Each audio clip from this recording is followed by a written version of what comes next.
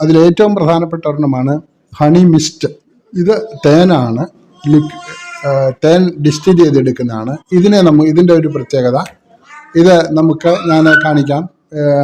ഇത് നമ്മുടെ കണ്ണിൽ വീണാലും, എൻ്റെ കണ്ണാടി അടിച്ചിട്ട് ഞാൻ കണ്ണിലോട്ട് സ്പ്രേ ചെയ്താലും ഇത് ഒരു കുഴപ്പവുമില്ല.